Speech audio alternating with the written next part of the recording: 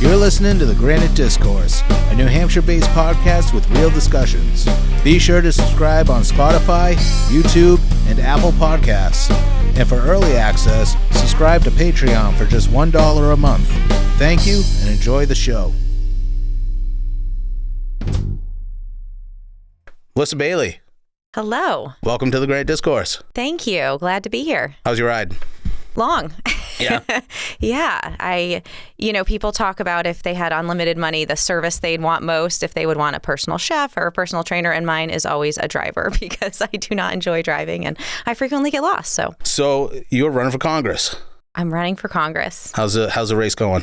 It's going great. It's been quite a learning process. Like anyone who starts a new career, many people do that.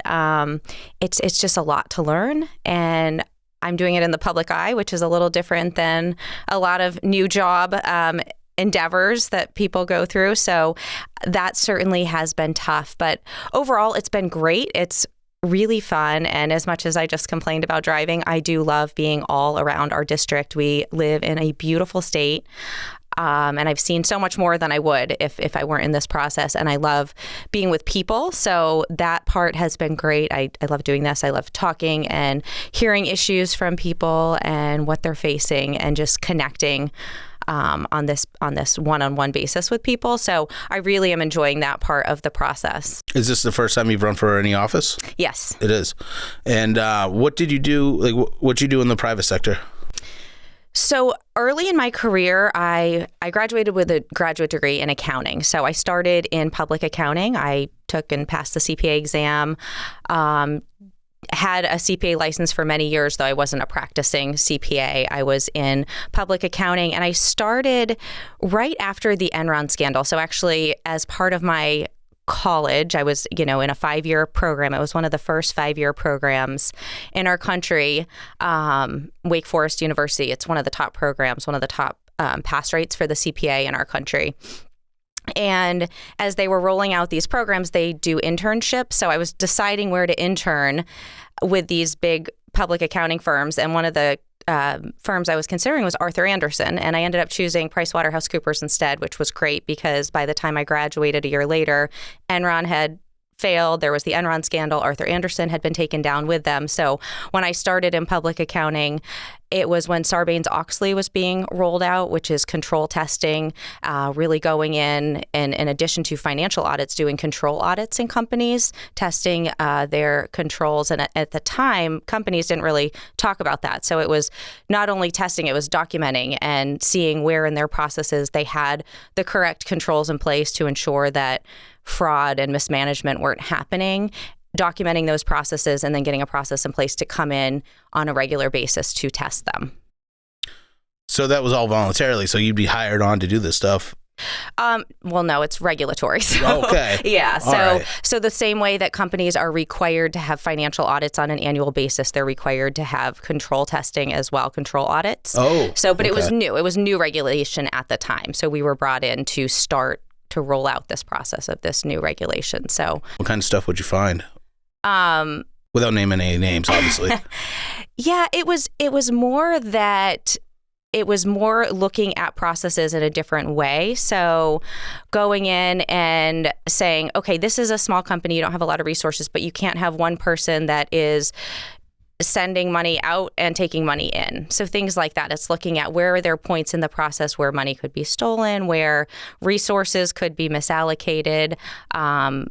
Again, a lot of the companies I worked with were smaller, so making sure they had processes in place for cash management. So cash wasn't coming in and being left on a desk somewhere, or that receipts were being maintained so that there was an audit trail to go back and see how expenses were being spent. Are these publicly traded companies? Mostly, but also ones that aren't publicly traded. Yeah. Okay. And do you think that that's improved things since those regulations have come into play? Absolutely. Yeah. Yeah, I think it's necessary. And a lot of what we see in our federal government today is that we don't have control processes in place. So some of the fraud that we're starting to see be uncovered. So when you look at, for example, in Minnesota, the autism centers, and an easy way to identify fraud is big changes. If you're just doing an analysis of growth in expenses or looking at trends of the numbers, you should be able to find things that are abnormal and things that need investigation. And so the autism center that the expense in Minnesota grew like 33,000%. So if you see percentage increases like that, that indicates there's something going on that needs to be investigated. So basic controls like that are absolutely needed. Companies, the smallest companies all the way up, and certainly we are missing it in our federal government. So we force all these companies to do it, but we don't do it to our own government? Correct.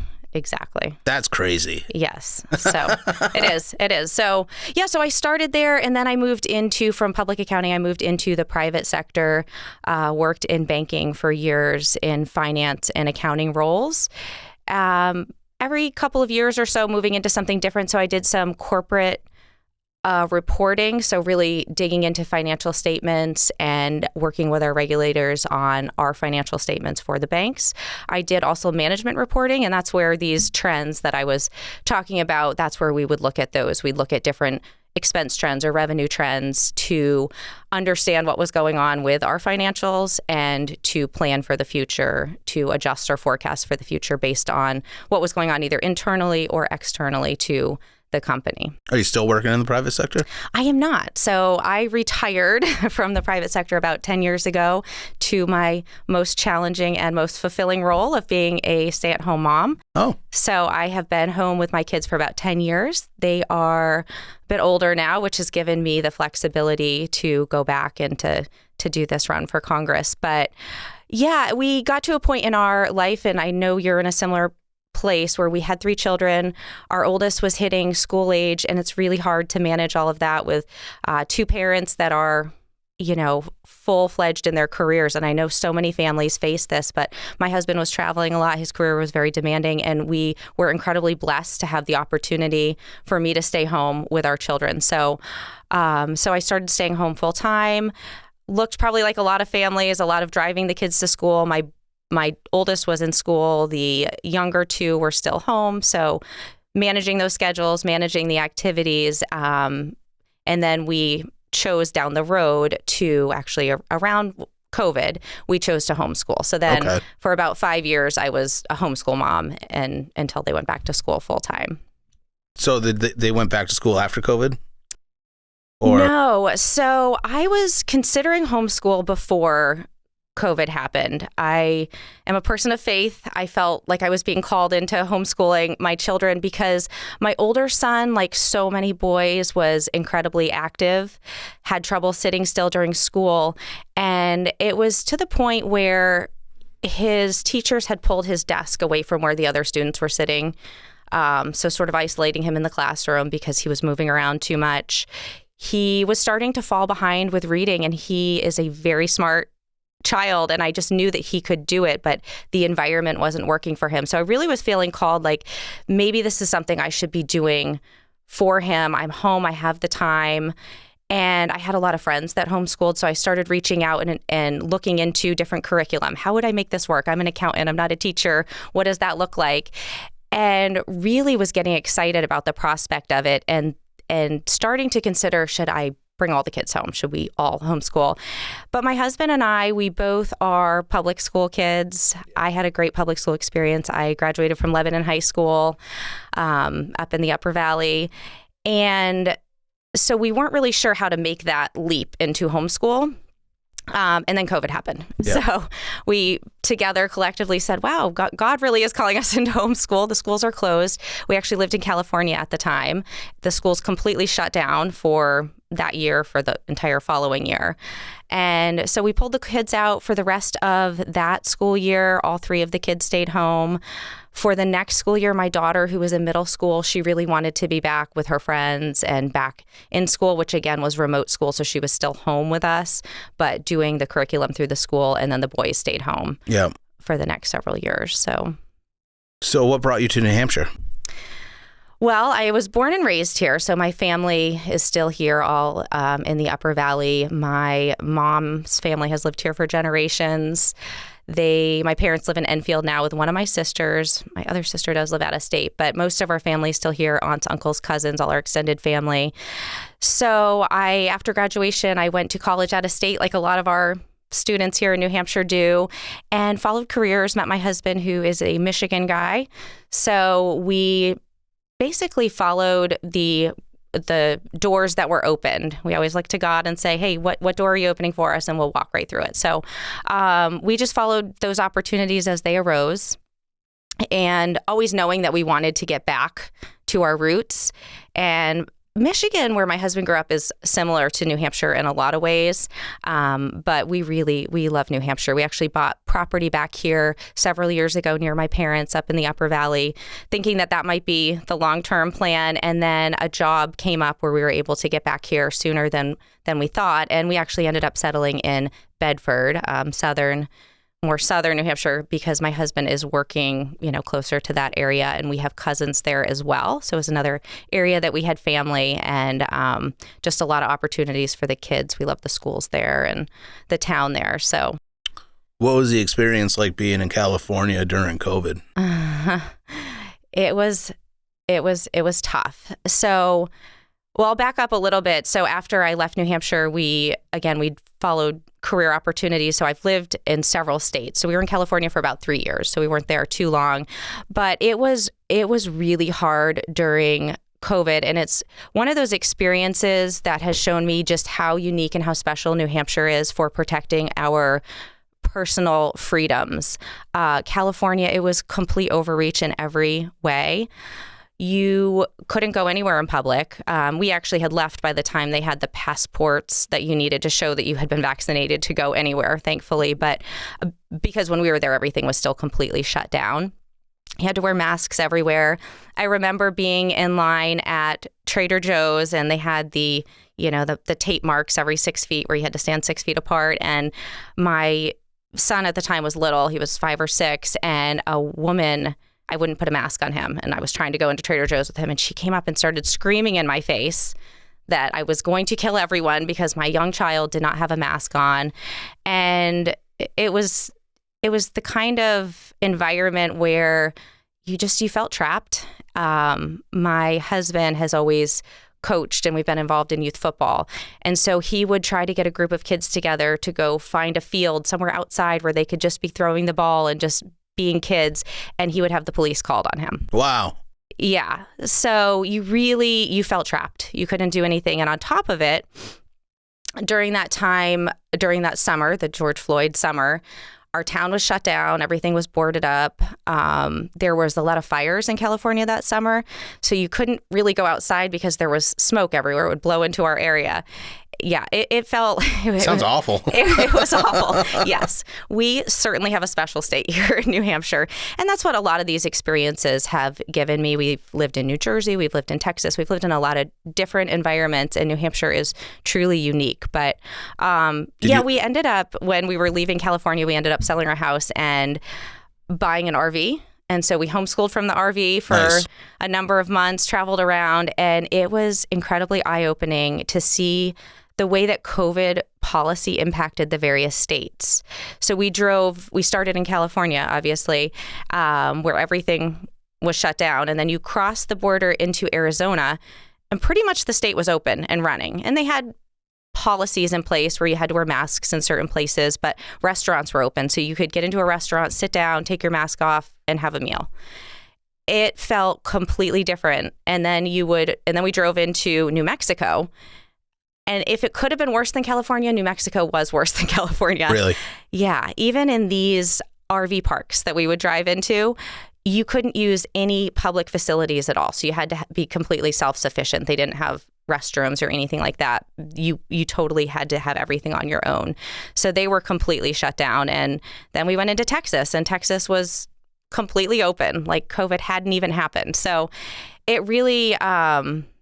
Again, it really was eye-opening as to how much the government was really trying to control the narrative and what people were doing and the freedoms that people were able to have. And the tech companies, too. Yeah. So when it first happened, what did you think of it? Did you think it was real, or did you think it was overreaction, or what were your initial thoughts when they started shutting things down?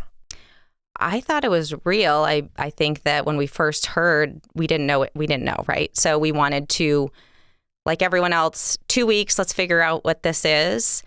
And after those 2 weeks, though, pretty quickly, it was like, okay, what is going on here? Because it doesn't seem like the things that they're proposing are, we don't even know what this is, but it doesn't seem like shutting us into our houses, closing our schools, taking away every freedom that we have is a solution to what we're seeing. So, and even things like washing your groceries when you brought them in, all of those extra precautions. I was like, really? Is this really helping? Yeah. Helping with this? So I went to a gas station within the first couple of weeks, and they had gloves on top of the pump, and you were supposed to use a glove, and I saw this old lady pull up. She was like 80, and she just disregarded that, pumped her gas, and drove off. I'm like, okay.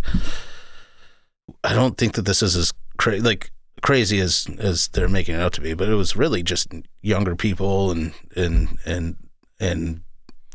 some of the boomers really overreacting to it all, buying into the fear. Yeah, and I don't think it was fair to take it out on our children, which is really what they did.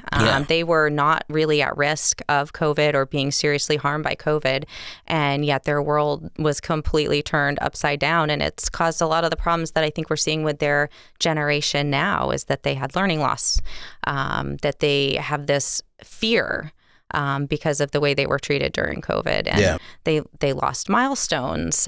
So, yeah, I think the harm we did on our kids is something we can never go back and never allow the government to do again. What do you think of, I don't know if you've seen it, but now they're saying that there were almost no flu cases from 2020 to like 2021, 2022, but all these COVID cases. What do you think of that, that shift in numbers? Do you think that there's a possibility that they were just counting flu cases as COVID cases? Certainly there could. I think there's a certain level of flu type viruses that we're going to see every year. It's just part of our human immunity, the way our systems work. So how you classify those, I don't think is necessarily important. I think it's a minimal risk. And the fact that certainly the Democrats and the left want to make that a big part of the narrative and what we talk about as a scare tactic, really, that they want people to have endless vaccines for these things that, again, are just something that our bodies deal with naturally for the most part, especially when we are healthy, when we're focusing on things like if you live a healthy lifestyle, if you are maintaining an active lifestyle, if you're eating healthy foods, if you're getting enough fresh air, all of those things, our bodies generally deal pretty well with things like the flu or even like COVID. But when we don't focus on that, and when when people are unhealthy, and then on top of that, you put on top of their body something like this, that's really where the risk is. So I really appreciate what RFKJ and what President Trump are doing with the MAHA movement for that reason, because we do have a healthcare crisis in our country. We have a health crisis in our country, really. Our population is incredibly unhealthy, and that's an area we don't spend enough time talking about. We talk about the costs, which certainly are important, but there's really no way to bring down the costs in healthcare until we have a healthier population because of the chronic disease, the level of obesity, diabetes, heart disease, those chronic illnesses in our country that are driving up the cost of everything. So I really appreciate what the MAHA movement is doing. And the left certainly likes to vilify it and, talk about vaccines only or that piece of it. But really, if they were, I look at Stephanie Shaheen, she says the whole reason she's running in this race is because of healthcare. And if that's true, then why is she not talking about this? Why is she not saying, hey, we have a crisis in our country where people are chronically ill? Instead, she's saying things like measles outbreak. There's, measles cases are increasing. Something that really is pretty minor, something that's happening worldwide. It's really an easy talking point to debunk instead of saying, hey, I have loved ones in my life that have heart disease, that are obese or have diabetes. And those are areas that we should be talking about to truly make meaningful changes for people. They should be taking preservatives out of food. I think that's one of the biggest things. Yeah, the food we eat is poisoning us for sure. Yeah, because I was at my buddy's workshop, and one of his guys took a McDonald's cheeseburger, and they took the cheese and they threw it up at the ceiling, and it stuck on the ceiling. It's been there for 4 years. It looks exactly the same. It's a little darker in color, but it's basically it looks like plastic. And then my kid was eating cereal just this morning, and he was reading the ingredients, and I said, well, what's in them? And one of the top ingredients, it was can't remember which one it is, and I probably couldn't even pronounce it if I tried, but it's a preservative, and when you look it up, other countries ban it because it causes liver damage, and that's in our food, just to keep things preserved on the shelf so you can sell it for longer or whatever it may be. But yeah, the food in this country, I don't understand how it got this bad. I know. And it's tough as parents, right? Because we are busy. Yeah. Life moves full speed ahead, and you have to find ways to feed your family. But we have to find a better balance. We certainly need some convenient food, convenience foods, but there are certainly more ingredients that should be banned from them, and just more of a focus on it. I think the new nutritional guidelines that have been put out, Eat Real Food, it makes it very simple. It's not, this long list of things that you have to go through. It's just like, okay, how can I get the most real food? So the fewest ingredients, the closest to the way this is unprocessed to its natural state. And if we focus on that, then that helps a lot. So, but it's a lot of preparation. And again, as a parent, and as especially in households where both parents are working, it's tough. So it's finding a balance, trying to incorporate those healthy foods as much as we can when we're home and when we're out, And it's engineered so that people want the stuff that's not good for you too. Yeah. So I guess when they came down on tobacco, the people that were working with the tobacco companies making cigarettes more addictive. Mm. When they started coming down on the tobacco companies, they shifted their attention towards the food industry, and they started working for the food industry. And how can we make this food more addictive? And that's part of the problem as well. Yes, absolutely. You would think the Food and Drug Administration would do more about it, but it seems like they're kind of captured by the industry itself.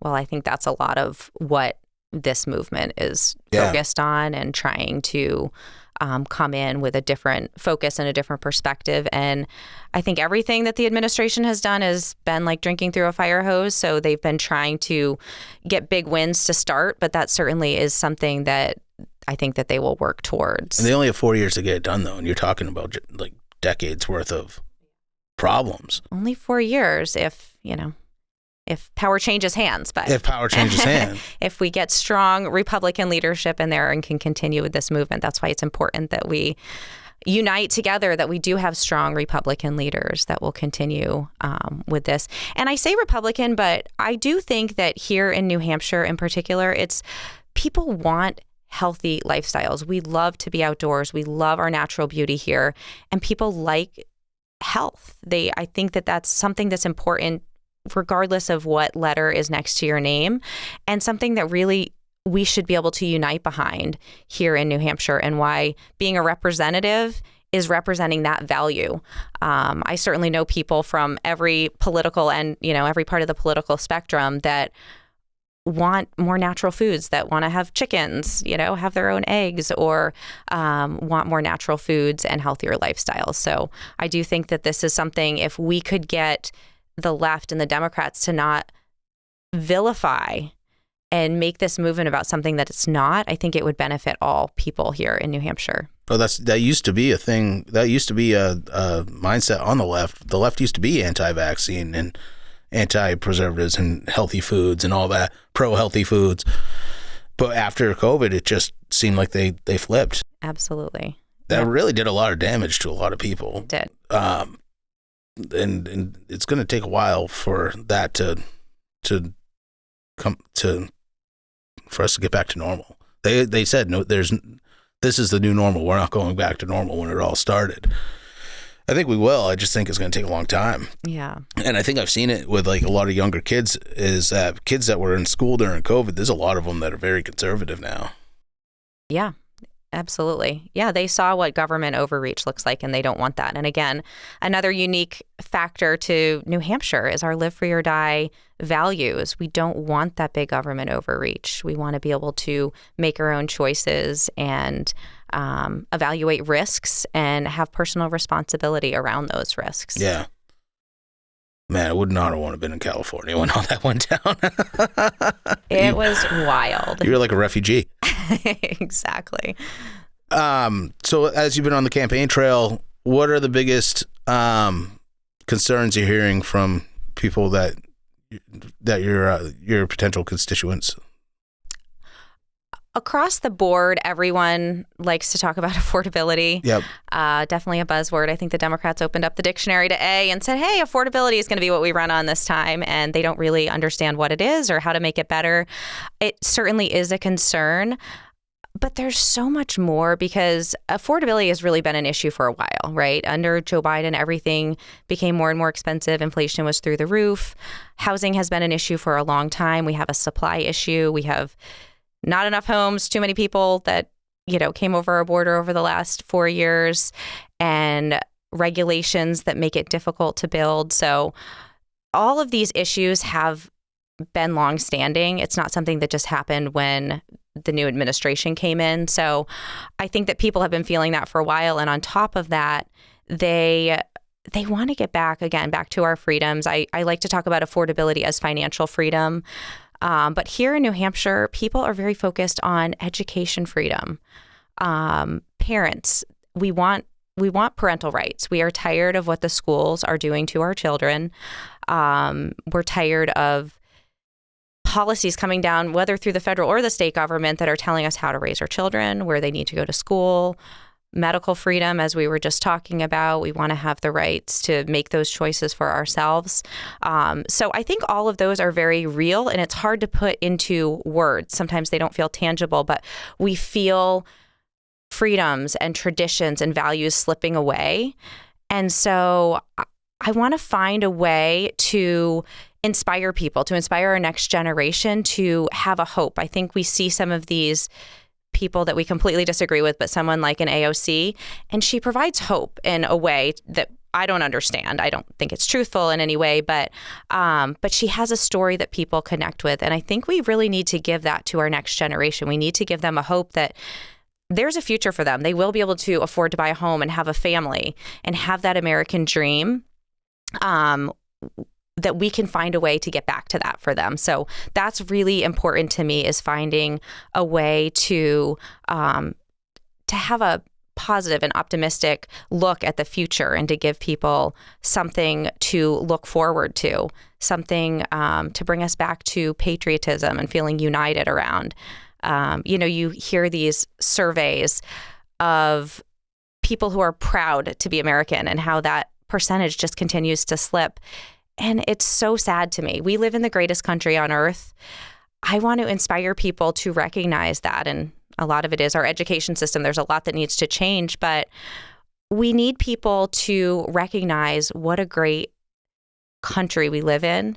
And if we can unite around that, we can start to find common ground and really start to make improvements, rather than constantly focusing on, well, we know one side, it's constantly, no matter what President Trump is doing, they're against it. So we need to find areas to come together. And I think it starts with that, our love of our country, and here in New Hampshire, our love of our state. It seems like on the left, the only way to achieve affordability is to have more more government overreach, like to put government in control of the economy and put the government in control of prices of houses and all this. And I think in a sense they are, like, where we've had people that have been in power that have just spent money hand over fist, and we just become more in debt, and that causes more inflation, which causes prices to rise. And one of the concerns with young people that I hear, like I have young family members that are in the early 20s, late teens, and they don't really feel like they're going to have that opportunity to start a family and buy a house and get married because they just can't afford it. Because for them right now, I mean, I was poor when I was in my 20s too. Like we all were, I think. But wages, as the prices have gone up, wages haven't really gone up a whole lot either. Right. And they're starting to, but yeah, but they got a long way to go. Absolutely. We're hitting, I think, $39 trillion. When I was like 14, 15, unsustainable. We were at like 5. So it's gone insane. Absolutely. But you got a financial background. Yes. So what would you bring to the table in Congress? First, I mean, what you said completely lacks common sense about what the Democrats' solutions, right? In our own personal budgets, if we can't afford things, that doesn't mean we go out and spend more money. That's completely backwards. So obviously I do not support that. We have to turn off the spigot at the federal government. We just have to. And I think it starts with waste, fraud, and abuse. I think there's so much there, and we can talk about the fraud, which is enormous. And even if people say, well, how much fraud could there be? Well, we're only beginning to scratch the surface. And if you think of every process, no matter the size, there's going to be an element of fraud in it. And the size and scope of our federal government now, there's no way there can't be massive fraud because of how large it is. Even if it's just a small percentage of what we're spending, that is big numbers. So we have to start there. But there's also just a lot of duplicative processes in the federal government. We're beginning to see what President Trump is doing with reducing, bringing down the size of some of these different departments, that we don't need all these people. We don't need all these people working in our government, and we don't need process on top of process on top of process. So that has to be the focus. We have to stop spending so much money. I liken it to, as parents, we do everything we can to protect our kids, right? We want them to have the best possible future. And then we have our federal government, who are those parents who have taken their children's Social Security numbers. They are charging credit card after credit card after credit card, maxing them out in their name, and then our kids are going to turn 18 and they're going to have all this debt that they did not choose, that is being forced on them, that is taking away their future before they even have a chance to grow up. So we have to stop that. It's not fair. Again, it reminds me a lot of what we went through with COVID. We put our kids through so much that wasn't fair. Adults put things on them that they never should have, and that is what is happening now. They shouldn't be straddled with $39 trillion of debt that they have no choice in. Do you think that young people should have the opportunity to opt out of Social Security? I'm not sure about opting out. We certainly need to make changes to Social Security. There are people that Social Security has been promised to, right? So we have to continue with the program to provide those benefits to the people that they have been promised, but we can't sustain the program the way it is. So we do have to think about creative solutions as we move forward. I don't know what that looks like. I don't know if that's necessarily opting out, but I do know I love the idea of the Trump investment accounts, how he's starting to move towards, hey, why don't we have people have their own investment accounts? Why don't we build investors rather than dependents, people who can really manage their own accounts, see the growth, make decisions on their own, and that's where their money is coming from rather than relying on Social Security. So it may be some sort of transition to a system like that, but that's exactly the type of things I want to look at when I'm in there and I'm in more of these details and can look at real solutions. Because I've seen numbers where people have said that if you took what you were paying into Social Security and then you actually invested that in the S&P 500, that you would be pretty much set by the time you were ready to retire. But instead, you've paid into Social Security. The government has been, it's almost like they've been paying, they're using our money to pay the past generations. So we need future generations to pay for the current generation, but the current generation doesn't have as many kids. So eventually they're saying that it's not going to, correct. That's not sustainable at the current level. Yeah. Yep. So that's why I was wondering that, because I think having that money to be able to invest for your own self, I mean, that's freedom in my absolutely definition. That's like the definition of freedom, where the other way, they're taking your money and they're investing it for you, and it's really not much of an investment. And then you got to think about people that die when they're like 65, 70 years old. They've been paying into Social Security all that time, and if they're not married, that money just goes where? Yeah. You know? So what is some legislation you think you would put forward if you were in Congress?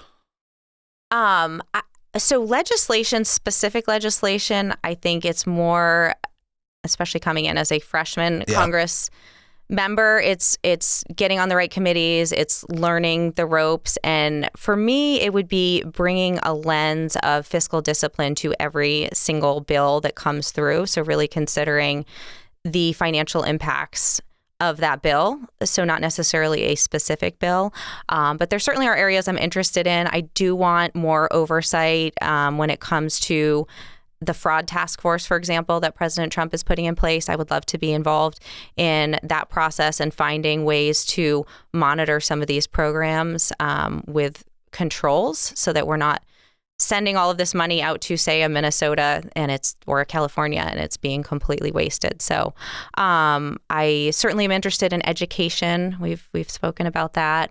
I love the idea of serving on oversight and being there just to really put an extra layer of of questioning and analytics on what these programs and what these bureaucrats are doing in Washington and holding them accountable. I think that we lack that a lot. I think you and I think as everyday people, we get frustrated that no one is held accountable. We hear about the waste, the fraud, abuse, and nothing ever comes of it, even when it's brought to light. So yep, it bugs a lot of people. Yeah.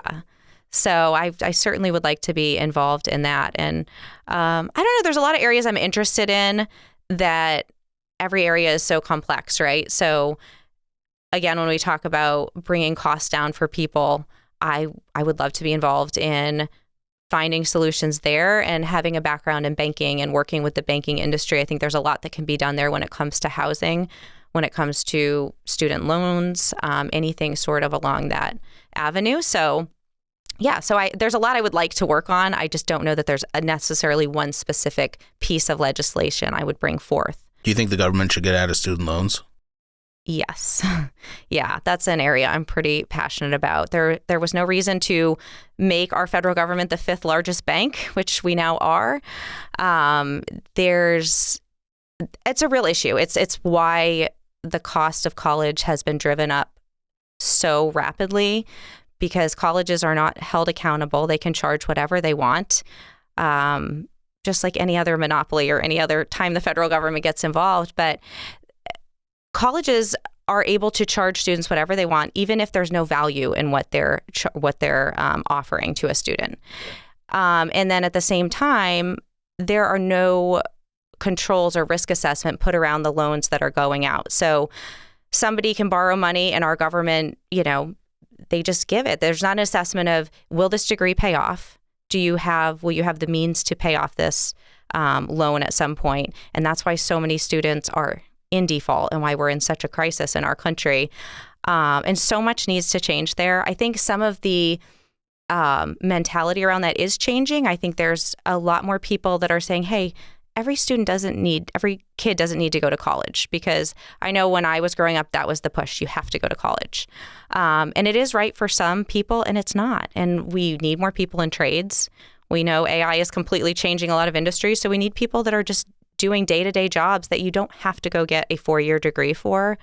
But we certainly need to be doing risk assessments on loans. And if, you wanted to buy a car that was worth $50,000, right? You're not going to get a loan for $70,000. And that's what we're seeing here. There's no value put on these degrees. If you get a degree in education and a college charges you $100,000, is that ever going to pay off for you? No. So or creative writing. So the schools really need to be held accountable. And if they want to offer a degree for that price, they should be paying the difference. If they want to charge $100,000 for a degree that's going to pay off, say, $20,000 down the road, they should be covering the difference, not the American taxpayer. Like a political science degree. Like, what do people really use a political science degree for? I mean, how much money are they really going to make with some of these creative writing, political science? And some people are racking up $100,000 in debt going to school for this stuff. Absolutely. So, yeah. So an assessment needs to be done on the front end, what that degree is worth, just like any other product that you take out a loan for. And then we need to be assessing, okay, well, how realistic is it that this loan is going to be paid off? And there's another element where the student themselves, the families, there needs to be more education around what this looks like for them, because our kids who take out a loan, they might have to take a quick online course saying, hey, you're going to have to pay this back someday. But it doesn't show them what it looks like when you graduate in 4 years and you start getting a paycheck. You can just take off the first 25% and that's going straight to paying off your student loan without having to pay for housing or food or anything else. So they need to have an understanding as to what they are being put into as well. What are your views on the Federal Reserve? The Federal Reserve. The Federal Reserve has a really important role in our financial and our fiscal policy, right? And it's something that we can't really undo. I know a lot of people say that. Why not? Because it would cause a lot of chaos in our system, and it would just be incredibly difficult to undo overnight. However, I would say that, like so many people, I am frustrated with the political nature of the Fed. Certainly, Jerome Powell, I'm glad that his term's up. I think it's great that President Trump is able to bring in a new Fed chair, and I hope that the Democrats don't play politics with it, that we are able to bring in a new Fed chair and, kind of move forward and move away from what Jerome Powell was doing, where certainly, whether intentional or not, we saw the way he conveniently moved interest rates under Joe Biden and not the same under President Trump. And I don't think it's necessarily been in line with what is good for the American people or what's happening with inflation. I think another area of the Federal Reserve that is incredibly frustrating for me is what happened with Lisa Cook, the Fed chair who President Trump, he got a lot of flack for trying to fire her, but really she should have stepped down. She obtained loans that were advantageous rates for her, and she's setting... Personally? Yep. So this is the Fed chair who, or the Fed governor, rather, that President Trump was calling to be fired. And of course, the left and the Democrats were losing their mind. Why is he getting involved? This is independent. And it's because she completed her own personal paperwork for her own mortgage loans in a way that she obtained an advantageous rate. Well, that'd be nice to do, wouldn't it? Exactly. So, and whether it was intentional or not, it doesn't matter. She's setting rates for us, for millions of Americans. Jerome Powell never came out and said anything against it. And again, instead it got held up in court, and President Trump wasn't, not that he should be able to fire her, but we weren't able to hold her accountable. Another example of not being held accountable. I took the CPA exam. I held myself up as, if you hold yourself up as a financial professional, you're held to a very high ethical standard. She should have stepped down. It shouldn't even have been an argument about President Trump being involved. She should have stepped down, because it's those types of things that people lose faith in our financial systems, that they lose faith in the Federal Reserve, and why we have these discussions about their role because of people like her. So I hope that with Jerome Powell, moving on with his term being done, that we can start to move to a place where we can have more confidence in the independence and truly the Fed functioning as they should and not being political. Mm-hmm. So would you vote to audit the Federal Reserve? I would vote to audit the Fed. What do you think they would find? I don't know, but it again, there should be processes in place. So whether or not whatever it uncovers, that's the next step. The first step is, why don't we have these processes in place? Because basically you were doing audits for a living, right? Mm-hmm. So when you look at like the M1 money supply and the increase over the last, wouldn't that be kind of a red flag for you? Yeah. Yeah. Exactly. Should our currency be backed by any sort of gold standard, or other than just the money it's printed on, the paper it's printed on, or the digital? Yeah. Ideally, we could go back to a gold standard. I don't think we're at a place in our, I don't think we're in a place where we could do that easily right now, but I do think that that's the ideal. Because the government's too big? Because the government's too big. So we got to shrink the government. Yeah. Okay. What would be like an ideal process to do that? Well, I think it's all the things we're talking about. Yeah. It starts with shutting off the spigot. I just think that's the first place to start with all of our problems, no matter what we're talking about when it comes to affordability or, whether it's housing, whether it's people being able to have families, because families are the basis of our societies, right? Families build communities that build our country. Even that, being able to have families, it comes down to this debt and this issue of overspending. So it starts there. And we just need people that are willing to be in Washington and say, we need to address this head on. What did you think of the big, beautiful bill? So it's interesting because obviously there was more spending in that than we would like. There's $2 trillion deficit in that. Correct. I think you have to compare it to that or what, not that or the ideal. The ideal is we wouldn't have had all the spending in there, right? But the comparison is to what, which is the direction the Democrats and Joe Biden were taking us in, and some of the necessary spend to secure our border, to continue to move us in the right direction. So, for example, in your personal budget, if you're overspending, you can't get right back to a certain spend level overnight, right? There's a process to get back there. If you already are locked into, a rent payment and electricity and all these bills that you're locked into, insurance, whatever it might be, there's a process to cut those back. And it's not painless to do it either. Oh, exactly. Yeah. Yeah. But so what happens though, I feel like when we have these deficits, and John Sununu said, over time, if we keep going in this direction, we will eliminate the deficit, because he was in Congress when we had a surplus. He was going, I think, from Congress to the Senate, and he gave a good example of you can't do it overnight, you can't do it in a year, you have to do it over time. But the problem, I think the biggest problem, is that every 2 years we have a congressional race, and then every 4 years we have a presidential race, and every 7 years somebody's getting reelected for Senate. So how do we do this when everybody it seems like we get it on track? Like, let's say the big beautiful bill as it is going forward would eliminate the deficit, but Democrats get back in control, and then they start spending again. So how do we have to do something within a 2-year range, it seems like. That's what it feels like. As a little guy working, a blue collar job that has to balance my books every day, every month, every year.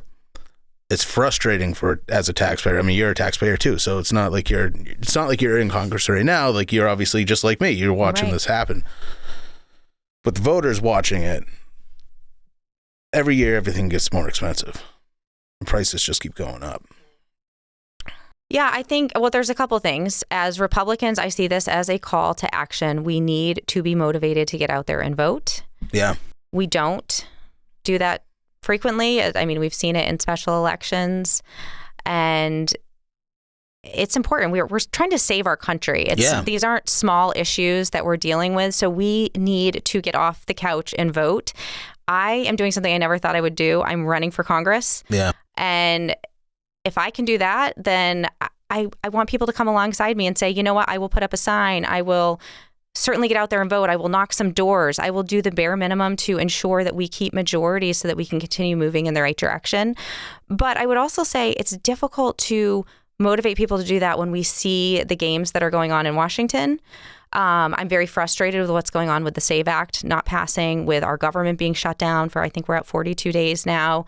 The Senate needs to do something. We have majorities in Washington, and the longer these things are dragged out, the more frustrated people become. So it is hard to motivate and say, trust me, I'll be different, even though we see what they're doing there now. Do you think that, Trump's this is his second term, and I think in 2016, we had this House and we got the Senate. But then what happens is it seems like that Republicans just don't back him in the House and in the Senate. So he doesn't get done what he needs to get done. His agenda doesn't move forward. Yeah, this time I'm glad that Mike Johnson is holding the line, and the House does seem to be working in tandem with President Trump. It's really the Senate that's the issue right now. So I was happy that, we saw that they tried to push through this funding of everything but ICE, and then the House held the line and said, no, we're not gonna let that go through. So I think that people are tired of political games. The Senate needs to function as a body. We have a majority. A lot of people don't understand we still need 60 votes for many things. Maybe it's time to evaluate that. I think that the Democrats certainly will do away with the filibuster as soon as they take power. So I think that in order to get through things like the Save America Act, and to get our government opened up again, that it's time to consider that. Why don't people see how existential it is to balance the budget and to start paying off this debt? Well, I think that a lot of people aren't like you and I, that we're interested in and where politics is the forefront of what we think about, right? Most of the people I'm around every day, they're working their job, they're getting their kids to baseball practice. So they don't want politics to be front and center in their world. They don't necessarily want to have to, I guess they just want a functioning government that is working behind the scenes so they don't have to think about it every day. So I think that that's what it is. Around elections, they start to think about these issues, but otherwise, I think that they just want to live life and not have to think about what politicians are doing, and they wouldn't want to have a long discussion about the filibuster or what's going on in Washington at all. So a lot of people don't even know when there is an election, unless it's a presidential election. Exactly. Yeah, we saw this in March. Yeah, we did. And those are important elections. The local elections are what determines so much of people's property taxes. And, a lot of people don't show up for them. So I like that New Hampshire, I've said this before, I like that New Hampshire has to balance the budget. And I think that the federal government should have to too. Like, you can't pass a budget that's not balanced. Yeah, it's one of the things that's frustrating for us is that New Hampshire does a really good job. Our state government we have majorities here. We have a balanced budget. And those principles aren't represented in the people that we send to Washington. So again, that's one of the reasons I'm running, is it's frustrating to see that here in our state. And yet we send people to Washington that don't stand for any of those principles. They want to take away our freedoms. They want the reckless spending. They want the big overreaching government, which, is by design, not necessarily even by accident. They want people dependent on the government. That is their savior. So that's one of the things that drove me into this race is here in New Hampshire, we should have representatives that represent New Hampshire values in Washington. And a lot of times Republicans, we have trouble with the storytelling aspect, right, of the connecting with voters and getting these ideas across. Hey, Republicans aren't these heartless people that the Democrats want us to be. We believe in the same things that we believe in right here in our state, which is freedom, first and foremost, personal responsibility. We love our country. We love our state. So these are things that, as a representative, I want to bring to Washington. And we're not getting that right now with our current federal delegation. How long did you think about this before you decided to run? Oh, well, it was probably a slow building process, but no, it wasn't really. I never thought I would run for office. I have become more and more interested in politics over probably the last 10 years as we've seen what's happened in our country. And I can think of moments along the way, certainly when President Trump was elected in 2016, same with Biden and the supposed return to normalcy, but then he completely set us on a track of a sharp leftward turn. Things like COVID, things like the George Floyd riots, all of that shaped my views and who I was, and being home with my kids and seeing what's happening in the schools. But really, it was a pretty fast decision. I was helping just locally in Bedford with our Republican committee, between communications, helping with event planning, I worked at the polls, things like that, very local stuff, and saw the opportunity of an open seat, and that we really need to take this opportunity. We need to seize it. We need to step up and grab it while we can, because if we get a Stephanie Shaheen in this seat, it is captured for several cycles. So, so really, once I saw the open seat and, hey, I have something I can contribute here. And again, I've talked a little bit about it, but I'm a person of faith. And so it was a prayerful consideration. Obviously, it was having good counsel. Certainly my husband was the first. And, but yeah, it happened fairly quickly. Definitely not a lifelong, I wasn't a political science major, as you pointed out. So, have you noticed that more people have been going back to church lately? Yes, absolutely. Yeah, I listened to Charlie Kirk pretty much his whole. You were on a show.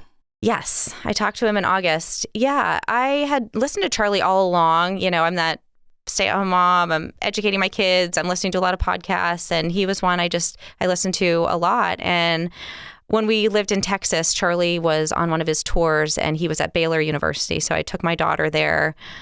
So we got to hear him in person. She was 13 at the time, I believe. So it was about ending critical race theory and getting that out of our schools. So so really, Charlie was an important figure in shaping some of my my understanding and beliefs. And so when I jumped into this race, I was like, okay, how can I get some media here, some earned media? I'm a new name. I have to get my name out there. So I had been a member of his show for a long time. I was like, oh, okay, I'll call in and try to get on his show.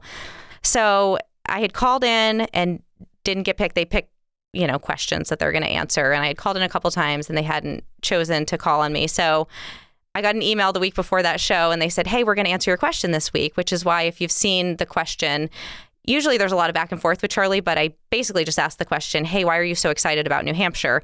And he had a whole presentation with pictures and everything. He was ready to talk about it because he knew the question was coming in.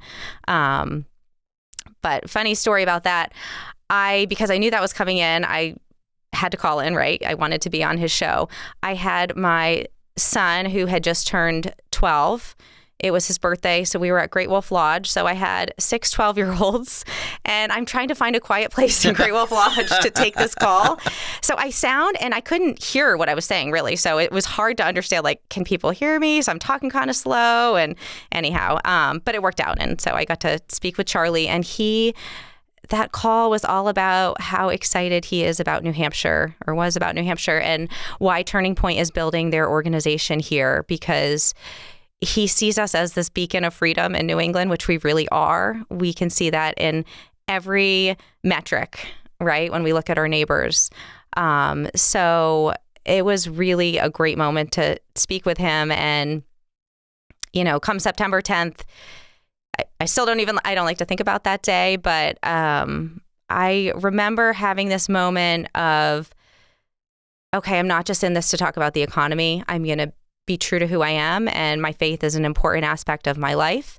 And I'm going to try to be open and honest as much as I can about how important that is to me. And I think we are seeing that with a revival, with churches growing. My own church, I go to church in Windham, and we've had to knock out a wall to add more seats. And we have folding camp chairs that we're putting out every week. We're adding an extra service for Easter. We did for Christmas. So we are seeing just an explosion, even here in New Hampshire. And you hear we're one of the unchurched or most unchurched states, but I do think that we are experiencing a revival just like the rest of the country. And Charlie certainly, the loss of Charlie certainly, is pushing that forward. But it's a lot of what we talked about earlier, that people need a hope. Your hope can't be the government. And I think that a lot of people, they don't have that hope about a future and something bigger than themselves. And so I think that's part of this revival too, is we've gotten to a point in our country where there is, a sense of that loss of opportunity and what does the future look like. So turning back to faith is a great way to have something bigger than yourself and to say, you know what, I'm not God. I don't have to be. God is in control of everything, and I'm going to do the best I can while I'm here. Do you think that there's been a growth in, especially from colleges, in younger generations where people are more nihilistic, and that's why ultimately Charlie was assassinated to begin with. I mean, when he was shot, there was a guy cheering, and the online response was pretty disgusting. Do you think that has been, where do you think that is fermented from? Well, it's for a long time, Christianity faith has been pushed out of the public square. It comes from a Marxist ideology, a leftist ideology. And we know that our government we know that our country is based on Judeo-Christian values, that our Constitution is for a moral and religious people. So I do think that as it's been pushed out, again, people are trying to figure out what to replace it with, and all of these different, whether it's transgenderism, whatever the ism is, the critical race theory, they're trying to replace it with these other... Collectivism, yes. So I think that's a huge issue, and Christians need to stand up. We've been silent for too long. Our Constitution is based on Christian principles, and it's the way our founders intended. Freedom, free will, those are things that come from Christianity, and we need to stand up and protect those. They're part of the very foundation of our country. They're part of our traditions, and I don't understand. So people who try to push Christians out of the public eye, but really, again, if you don't understand free will and the freedom of religion, how can you be in government? How can you be representing our people if you don't believe in those principles? So our founders, by and large, were Christian or came from that was the worldview they had. And so everything that is the foundation of our country is based on that. So it's incredibly frustrating as a Christian to feel like I can't talk about my faith, or that I can't, in some way it disqualifies Christians when we know that other people stand up and talk readily about their faith. We're seeing that more and more. So I think it's really important now that we stand up and say, no, you know what? Our country is founded on these values. That's what I want to represent, not because I want to push my values on other people, but because that's what our Constitution is founded on. Seems like there's an umbrella collectivism, and you have all these other isms underneath it, whether it's Marxism, Leninism, even some of the critical race theory propaganda that you see, that all comes from that same collectivist idea, and that's been promoted throughout the institutions, the education, our education institutions, and even like our medical institutions. I saw I think I heard it on the radio just the other day that there was a medical was a location where they were just talking about equity throughout the whole commercial. About it was like, I think it was a hospital or a clinic, and everything was about equity, and it didn't make any sense to me. I didn't understand like why equity has anything to do with the medical establishment to begin with, and the same thing with school. Like even our school district, they had an email go out a couple of years ago where they were talking about how they were going to start using the UN's definition of hate speech when dealing with bullying. And my full thought about it was, this is going to be used against our girls when they speak up against having boys in their locker room.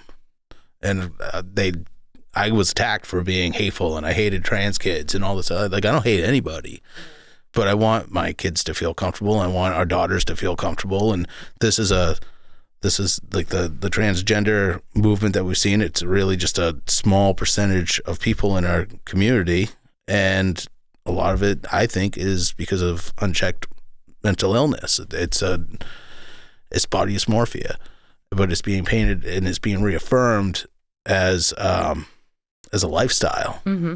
and people are like hurting themselves doing it, whether it's a kid going on puberty blockers or hormone therapy or even just surgery. Like all those things combined, there are people that have changed their lives to the point where it's irreversible, and they'll probably regret it down the road. And we'll be looking at that movement like we looked at lobotomies 50, 60 years ago. And I think that we've had the last 15 years, like I first heard about that in 2014, but I feel like the collectivist movement is incorporated with a lot of that stuff. And maybe it's starting to, maybe the tide's starting to turn, but I'm not sure if that's the case. Yeah, we have to keep fighting back against it, certainly. But have you ever heard of Steve Scare? No. I had him on here. Okay. And he goes down to like the town square, like down in Concord, and he'll stand outside and he has a sign that says there's no such thing as a trans child. And you might have seen his videos online. Yeah, I have seen that. And he'll have conversations with people. And a lot of times, like sometimes he'll get like the unruly person that just like spits at him or yells at him or hits him. But a lot of times he'll have conversations with people that last a good 10 minutes. And he has a good constructive conversation because he's thought about his whole argument. Yeah. And he came on here and he told his origin story about it. And I never knew why he did it, but he had a family member that fell into that ideology, and she ended up passing away. Oh, wow. And he posted, he got a billboard and he put it in, I think he got 3 different billboards, and it was advertising the book by Abigail Shrier, Irreversible Damage. Yes. Yeah. And the Democrats tried to take it down. And I think they might have been successful doing it, but that's what caused him to he's like, all right, I'll just wear a sign and stand out here and do it. And he does that everywhere he goes. Yeah. And, but he's been fighting back against it. And I think that there is the more people speak up against this stuff, and the more people express their opinions and their views, the more that we will win this battle. Absolutely. Have you heard the term toxic empathy? We are basically a empathetic and a generous and a understanding people. And when you take it to the extreme of empathy, it's what you're saying. It's that, well, anything you say against any particular lifestyle is considered hate if you take it to the extreme. The body positivity movement's another example of that. Absolutely. Yeah. And that's, I mean, you've got to be able to tell the truth. And that doesn't mean you lack empathy or you're not a caring person if you tell the truth. And if someone can't look you in the eyes and say, boys and girls are different, our girls deserve safe spaces, I don't know how you can trust them on anything. And that's frankly where the entire Democrat Party is right now. They get so emotional and mad at you about it. Correct. Yeah. And again, you're not saying anything about the individual that's struggling with their identity. It's not a personal attack. No, it's that we have millions and millions of girls that need to be protected, and we can't change our whole society and put them at risk because a few people are struggling. Those people, again, we don't have to be rude or awful to those people, but they need to live within our society, which means boys and girls have separate spaces. There's a reason we created our society that way. There's a reason we have girls' sports and girls' bathrooms. And if someone, again, can't look at you and say, yeah, there's a reason we have that, and we should keep our girls safe, and sports should be fair, and locker rooms should be a place where they can feel comfortable, then I can't trust you on anything else if you can't give me that basic premise. And reaffirming somebody's gender based off of how they feel about it, and going against, these are the same people that have a sign outside their house that says, we believe in science, Yep. But then they'll tell you that trans girls are girls, but you're reaffirming that trans girl is a girl, going against the actual science of it, the fact that that's a biological boy. Right. And there's no way that trans girl is ever going to be able to ovulate, have a child, or live as a woman. If they can dress up as a woman and pass as a woman, that's one way they could do it. But that doesn't mean that the rest of society has to go along with it. Right. And I think the hardest part about it all is, as somebody with kids, whether it's a boy or a girl, you don't want your kid to go off to school and then be told that, no, you you're not, the gender that you have was assigned at birth, and that doesn't mean that's who you are. It's how you feel, and you could be this, you could be that, and then they start participating in self-harm that's life-changing, and the end result could be they're sterilized for the rest of their life. Exactly. Yeah, and lifelong medical treatments. And when you hear about what these surgeries actually are and the ongoing treatment they need for them, it is horrific. I don't suggest you listen to it, but the side effects from the medications that they take, from the hormone blockers and the we should be telling children what we've been told for generations. You are beautifully and wonderfully made, and you're going to feel awkward at times in your development and certainly during puberty, and that is completely normal. That is what's normal, is feeling like you don't belong in your body. How have you navigated that as a mother? I mean, we've always been truthful with our kids. I think having faith and having strong family bonds is important. And certainly with my kids when they were really young, being home helped. But yeah, we tell the truth. And so recently, because it's not just in the schools, right? It's everywhere. So recently we were at the doctor and just for a well visit, got asked the question with my daughter, like, okay, can you leave the room, Mom? And so I said, okay. Why? Well, I said, if there's anything, I said, I trust my daughter completely. She's old enough that I'm like, I can leave the room for a minute. And as soon as I left the room, the so-called doctor said, I know your mom is calling you she and her, but I'll call you whatever you want. Oh, wow. Yeah. So as soon as I got, back in the room, I picked my daughter, we were talking and she told me that. I said, well, we are never going back to that doctor. That is for sure. You can't trust medical. I mean, again, a so-called medical professional that science, biology, and you're trying to put something on my child that makes no sense at all. It's ideological, not... It's ideological, exactly. And again, it's about trust with your children. I wouldn't suggest leaving your child with a doctor that if your children were young or didn't trust them. But she, in school, was asked beginning of the year survey, pronouns, and she just straight on wrote, I don't believe in that.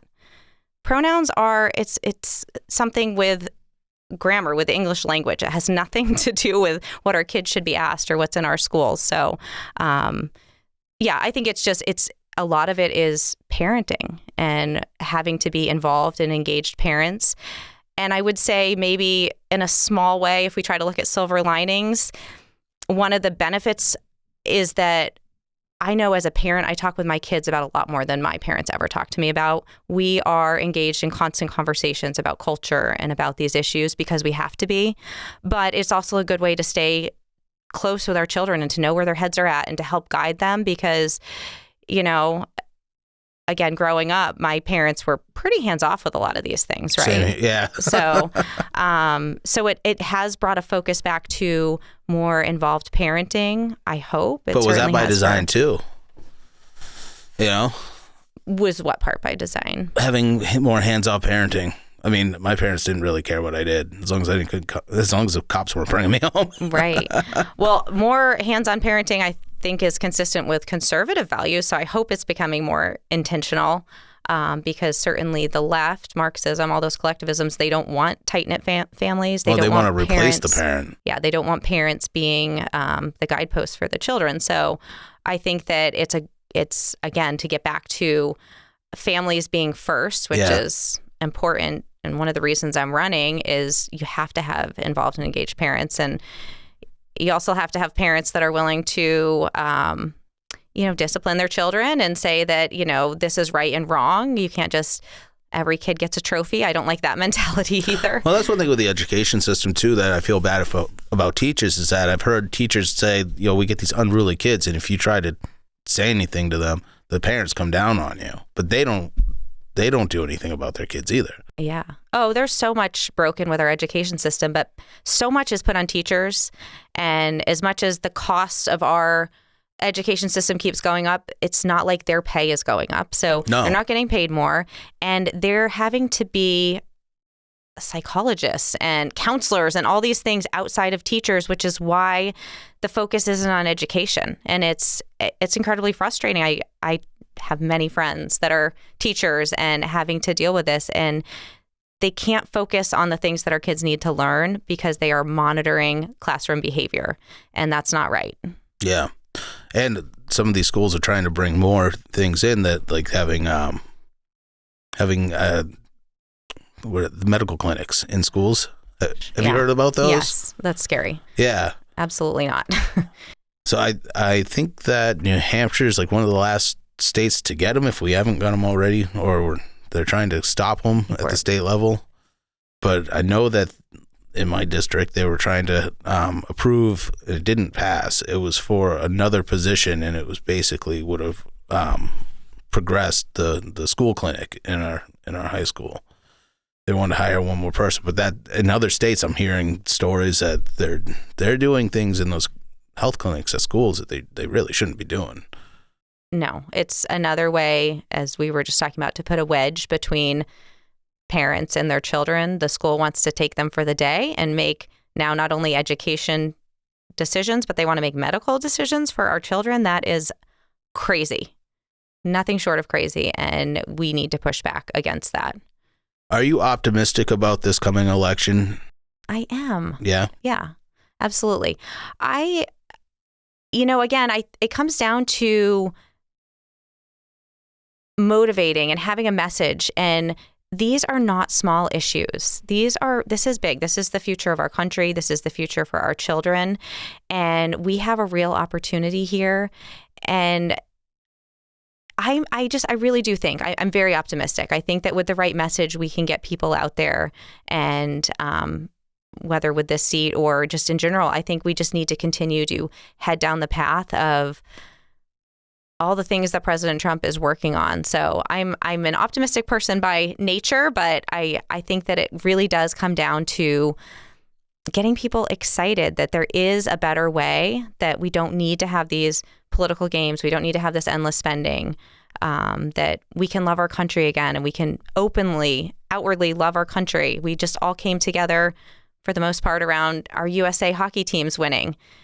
We went through the Olympics where half the athletes were saying horrible things about our country, and then we came together and united around USA hockey, and it was incredible. And we need more of those moments. We need reasons to join together. And so I'm optimistic that we can do that and continue to move in the right direction. How much traveling are you doing are you doing it daily? Yes. Yeah. Lots and lots of travel. So thankfully District 1 is pretty manageable. Where I live, this is probably about as far as I drive. So close to 2 hours to get here. So what's the process for fundraising been like? So fundraising is one of those things that every candidate will tell you is the biggest challenge. Yeah.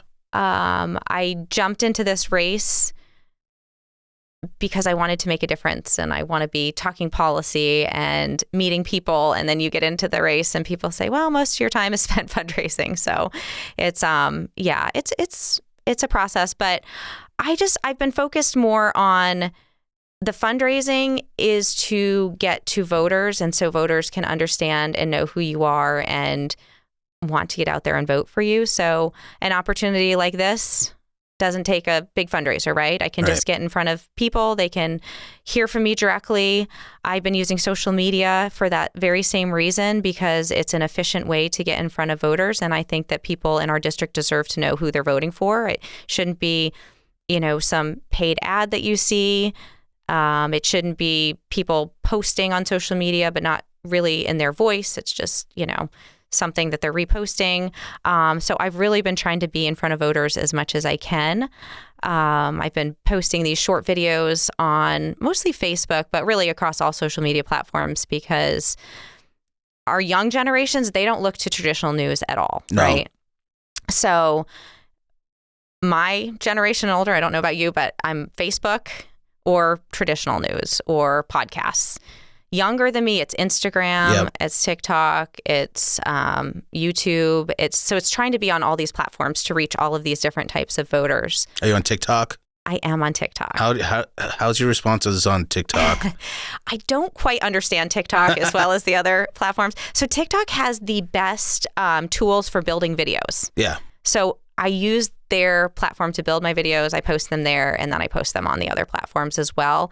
But I keep being told by my daughter and that generation that, it's a little different. You have to have certain music on them, or they want to know like day in the life of what does my life look like, or rather than showing me at an event where I'm speaking, show me getting ready for the event. So it is different on TikTok, certainly. But where I have the biggest presence is Facebook, which is great for New Hampshire because we obviously have an older population. Yeah. The biggest following I have is 55 plus, and I have videos. I mean, they've been seen millions of times, which obviously that's not all New Hampshire viewers, but it gets my name out there certainly across our district, which is incredibly helpful. So when it comes to fundraising, it's one aspect of campaigning. Not my favorite aspect of it, but a necessary part of the process. I certainly wish there were more controls around how much people can raise and where the money can come from, because it does make it difficult for grassroots candidates. So you think there's too much money in these elections? Yes, it is.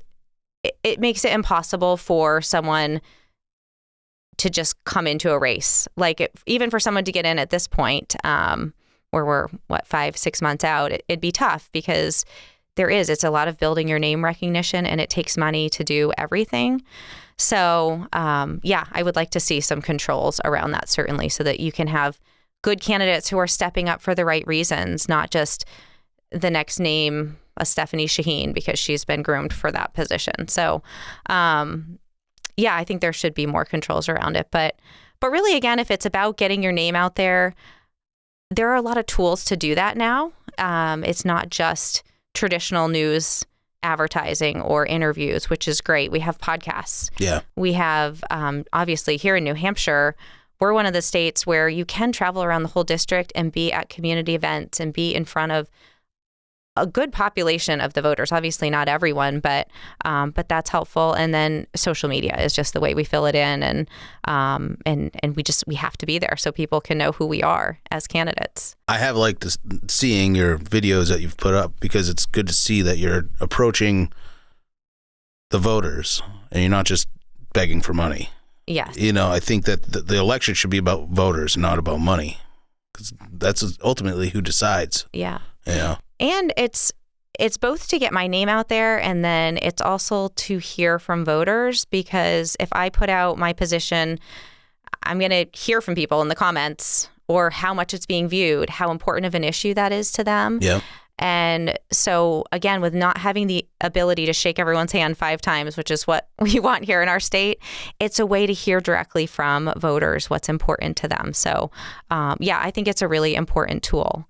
I've used all the platforms, and I think TikTok hates this show the most. I'll post stuff on there and it'll just be negative.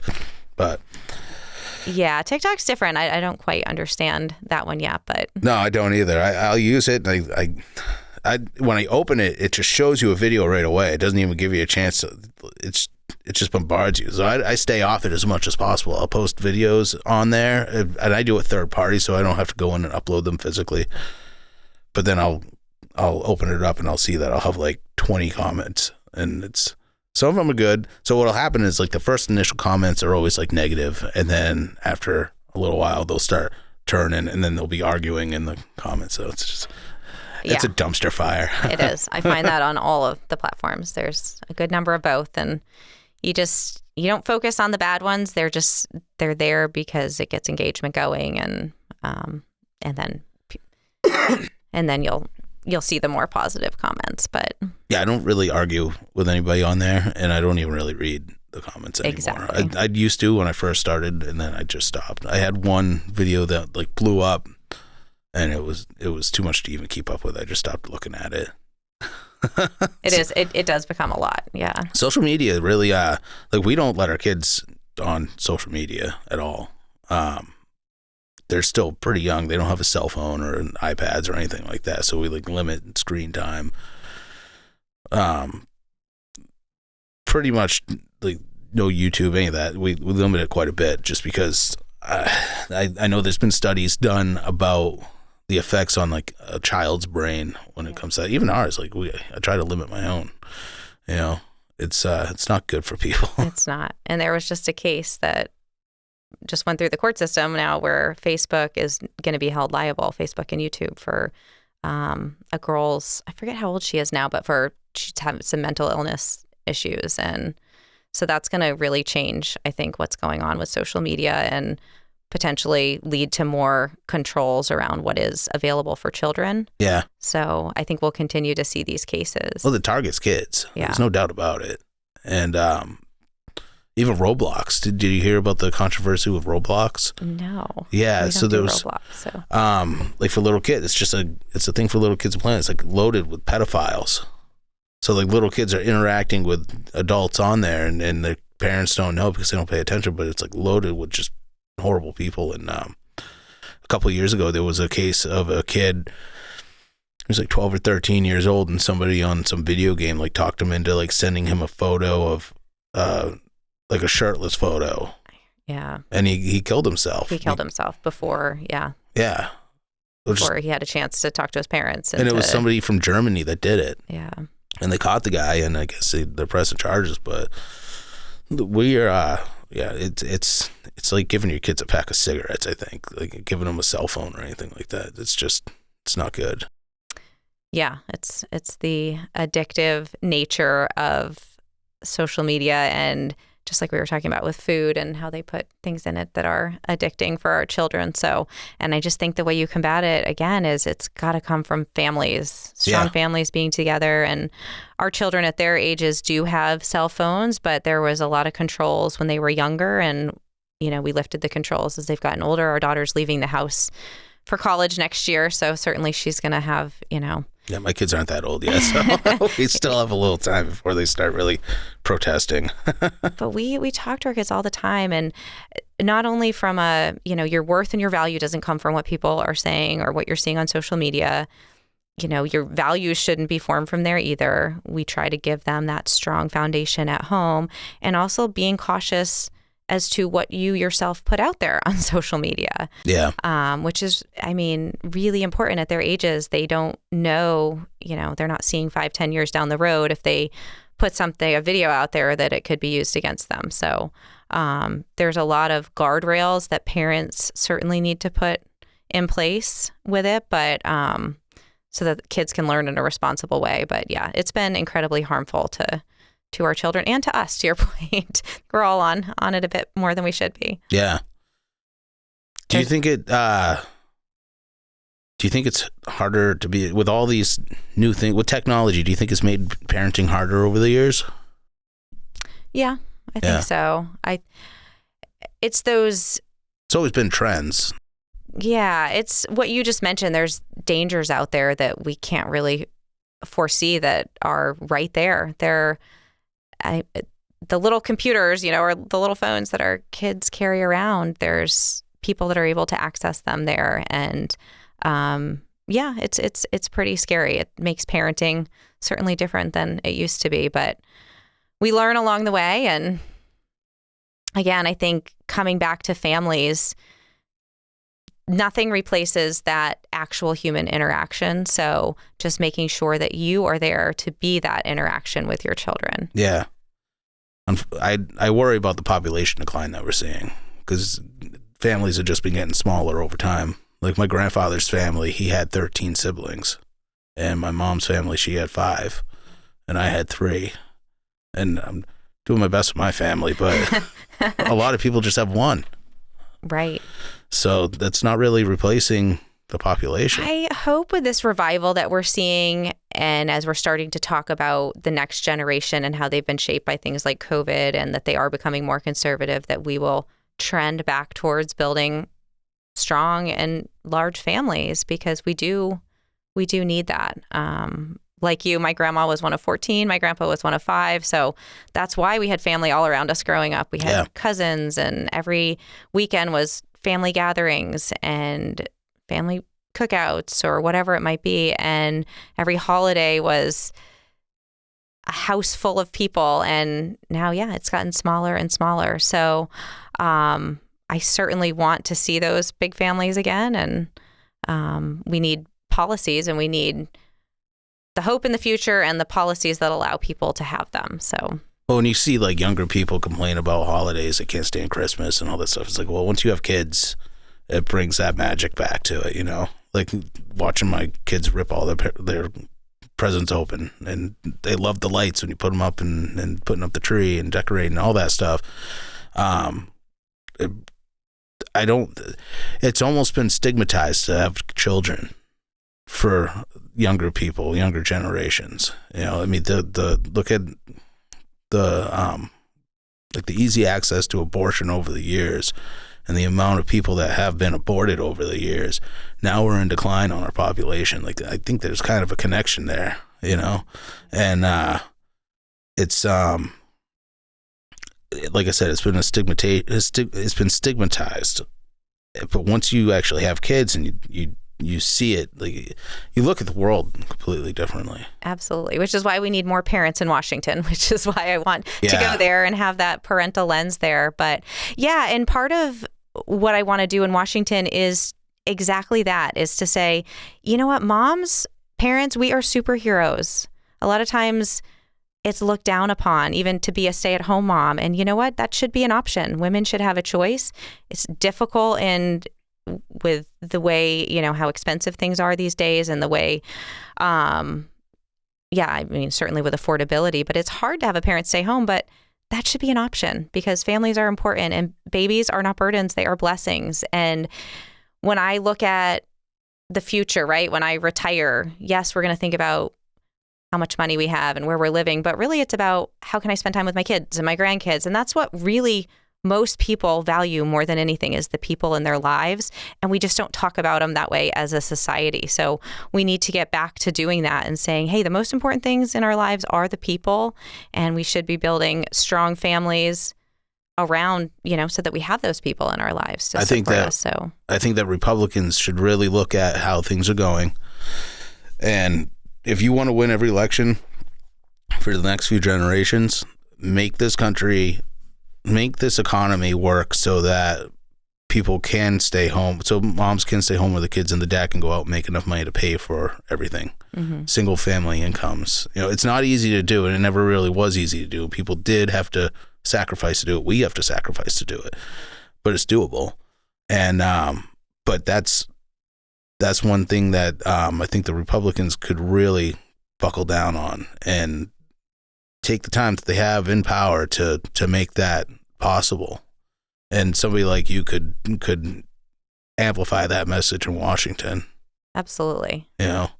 I know we talk about that prior generation, right? My grandma, who was one of 14, she stayed home and raised 4 kids. My grandpa drove a cement truck. He was a veteran. They never had much. I didn't grow up with much, and it didn't matter because they were there and family was there, and those are the values that they instilled in me and that my own parents instilled in me. So yeah, keeping families together is vital. Yeah, but we need a government that doesn't spend too much too. We need government to act the same way. Exactly. Yeah.